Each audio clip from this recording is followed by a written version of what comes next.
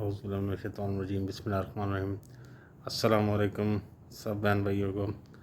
जो भाई आजकल आप देख रहे हैं यूट्यूब फेसबुक हर जगह मतलब टिकटॉक पे हर जगह आपको नज़र आ रहा है कि भाई इस वक्त कनाडा वीज़े फ्री दे रहा है, कनाडा में ये हो गया जी, कनाडा ये है। तो हर बंदा ज़ाहिर बात है सोचता है कि हम जाएं अपना फ्यूचर संभालें। सारी बात है, ख्वाह कनाडा, अमेरिका है, यूरोप है, जो साहिब हैसियत है वो तो कनाडा अमेरिका की तरफ ही जाते हैं, या इंग्लैंड हो गया, और जो बेचारे हम जैसे हैं वो टंकियों वाले ही हैं। खैर, मैंने आपको एक वीडियो दिखानी थी, आप एक दफ़ा वो वीडियो चेक करें, वो वीडियो चेक करें और फिर आप ख़ुद डिसाइड करें कि क्या आप कनाडा जाना चाह रहे हैं, क्या वो आपके लिए ठीक है, क्या कनाडा आपको जो आपने अपना फ्यूचर प्लान किया हुआ है क्या वो आपके लिए बेहतर है जाना, या आपका सफ़र करना, या जो भी। क्योंकि आपको मैं क्लियर बता दूं कि कनाडा वाहिद एक ऐसा मुल्क है, ख्वाह कनाडा या ऑस्ट्रेलिया या अमेरिका में भी चलो बंदा काम कर लेता है, बेशक वो इतना हाईली स्किल्ड या इतना मतलब एजुकेटेड ना हो, लेकिन कनाडा या ऑस्ट्रेलिया ये दो मुल्क ऐसे हैं कि जहाँ पे आपको हाईली स्किल्ड आप हों तो ही आप वहाँ पे सरवाइव कर सकते हैं।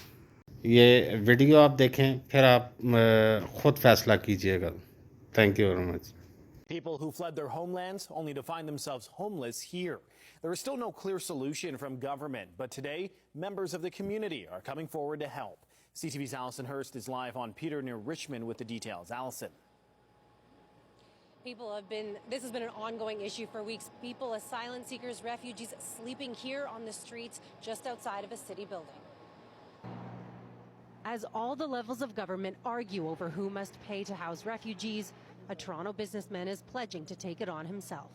We're making phone calls to every landlord in the city. You have a space, let us know, right? I know your worries. It's your building. We can deal with it tomorrow or after tomorrow. These are walls, but you could do a bigger gesture where you're not doing it for free. We'll pay you. A growing number of refugees and asylum seekers have been sleeping on Peter Street after hundreds have been turned away from Toronto's shelters since June. I heard there was 3 pregnant women. This is unacceptable. This is shame on us, honestly, to be able to think about it. 3 pregnant women sleeping on the street in our city. The stalemate starting because the city claims the federal government owes them more funds. The federal government's $215 million for refugee settlement dried up in March. This is not the Canada that we're building. This is not the Canada that speaks about diversity. This is not the Canada that speaks about respect for each other.